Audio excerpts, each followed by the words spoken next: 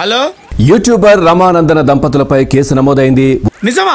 అంతకంటే ఇంకేం కావాలి సార్? ఉద్యోగాలు, వీసా రెన్యువల్ పేరుతో పలువురి నుంచి పెద్ద మొత్తంలో వసూళ్లు చేసి మోసం చేసినట్లు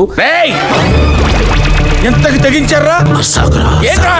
గత ఏడాది నవంబర్లోనే కేసు నమోదు కాగా ఆలస్యంగా బయటకొచ్చింది. నీకేమైనా సిగ్గున్నదా కొంచెం అన్నా? కడుపుకు అన్నం తింటానావా పిండి తింటానావా నువ్వు? 15 లక్షలు వారు చెప్పినట్లు 2 ఖాతాలకు బదిలీ చేయగా మోసం చేశారు. అమ్మ దొంగ, అమ్మే కాదు నాన్న కూడా దొంగే. ఇక డెస్టినీ కన్సల్టెన్సీ పేరిట వీసా రెన్యువల్ చేస్తామంటూ మోసం చేసినట్లు ఫిర్యాదులో తెలిపారు.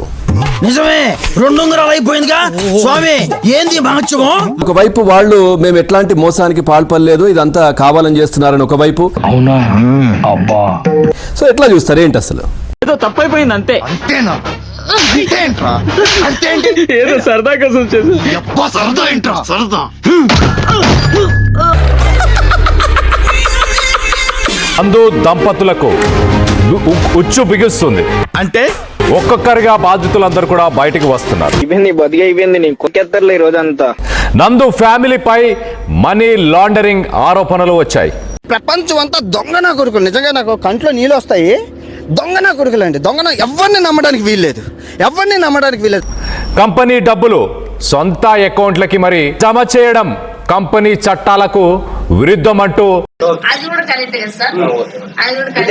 డబ్బులు తీసుకోవడం ఒక కార్పొరేట్ ఫ్రాడ్ అంటూ ఆయన మాట్లాడుకొచ్చారు. అందులో తప్పే ఉంది, అది ఆర్ట్. యూకే సిటిజన్షిప్ ఉన్నా కూడా ఇండియాలో ఖచ్చితంగా విచారణకు వాళ్ళందరూ కూడా అర్హులే. సార్, అసలే నేను భయంతో చచ్చిపోతుంటే ఇలాంటి వార్తలు చెప్తారేంటండి? ఇంక నాకు నిద్రలో పట్టుదండి. బాధితుల దగ్గర అన్ని రకాల ఆధారాలు ఉన్నాయంటూ అడ్వకేట్ చెప్పుకొస్తున్నారు.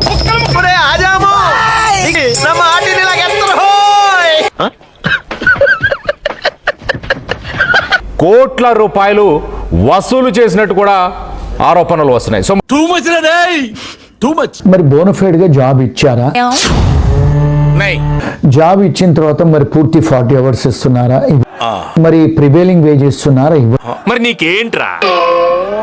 అందరు చలో. ఇవన్నీ కూడా మరి డిపార్ట్మెంట్ ఆఫ్ లేబర్ రైట్స్ వయలేషనే కదా. అంటే అది కొంత డబ్బు యూకేలో తీసుకుంటున్నారు, కొంత డబ్బు ఇండియాలో తీసుకుంటున్నారు. అదే మ్యాజిక్. ఓకే, మరి ఇండియాలో డబ్బు తీసుకోవటం మనీ లాండరింగ్ కింద పరిగణిస్తారు కదా. ఇంత ఈజీగా దొరుకుతారనుకోలేదు. ఇబ్రహీంపట్నం, విజయవాడకు సంబంధించిన ఇబ్రహీంపట్నంలో కేసు నమోదైంది. స్కామ్ జరిగిన మాట వాస్తవం. ఓకే, ఇప్పుడు క్లారిటీ వచ్చేసింది. ఏమిటండి మీరు మాట్లాడేది? ఆవిడ కరెక్ట్ గానే చెప్పిందిరా. చాలా సేపు సస్పెన్స్ తర్వాత నాకు కూడా అర్థమైంది. అమ్మ, మీకు 6 కంపెనీలు ఉన్నాయి లండన్ లో. 2 కంపెనీలు మూసేశారు. టైం బ్యాడ్ అక్క, టైం బ్యాడ్ ఉన్నప్పుడు ఏది వర్కౌట్ కాదక్క. ఒక 50 మంది దగ్గర 20 లక్షలు చొప్పున తీసుకున్నారు అనేది చెప్తున్నారండి. శ్రీలంక నుంచి కొంతమంది బాధితులు ఉన్నారు, గుజరాత్ నుంచి ఎక్కువ మంది బాధితులు ఉన్నారు, కేరళ నుంచి కొంతమంది బాధితులు ఉన్నారు, ఈవెన్ పాకిస్తాన్ నుంచి కూడా వీళ్ళకి బాధితులు ఉన్నారు అంటూ నేను పరేషాన్ చేయట్లా, ఫైనాన్స్ చేస్తున్నాను.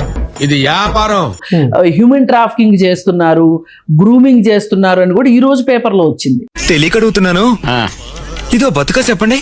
ఇప్పుడు ఎవడో సొద్దుపోస కాదేమో అనిపించేలాగా అనిపిస్తుంది. అసలు నమ్మకం పోతుంది మనుషుల మీద. ఉద్యోగాలు చేసుకున్నారని తెలుసు స్టార్టింగ్ లో. అప్పుడు దాన్ని నేను ఎక్కడికో తీసుకెళ్లాను. ఆ ఉద్యోగాల్లోంచి వ్యాపారాల్లోకి రావటము, తర్వాత సోషల్ మీడియాలో బాగా పాపులర్ అవ్వటము, పబ్లిసిటీ అవద్దాయి, పోస్టర్లు వేసా ఫ్లెక్సీలు కడతారు, యూట్యూబ్ లో వీడియోలు చేసి పెట్టడం వల్ల విపరీతంగా డబ్బులు వస్తుంది. మీకు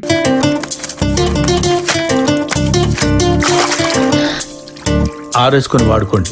ఇప్పుడు వీళ్ళకి 6 కంపెనీలు ఉన్నాయని చెప్పాం కదా. ఈ 6 కంపెనీల్లో ఎంప్లాయీస్ లేరు, లోపలేం లేదు, డొల్లా. ఈ సిఓఎస్ ఇచ్చుకోవచ్చన్న ఉద్దేశంతోనే కంపెనీలు పెట్టారా? ఏం మాట్లాడతాడు నువ్వు? ఏం మాట్లాడతాడు? సూట్ కేస్ కంపెనీలు పెట్టినట్టే కదా. ఎంప్లాయీస్ లేరంటే ఆ సూట్ కేస్ కంపెనీ అనే కదా. ఈ పార్ట్ మీరు సరిగా ప్లానింగ్ చేసుకోలేదా మీరిద్దరు? బిగినర్స్ మిస్టేక్స్ ఇవన్నీ. Like, share and subscribe to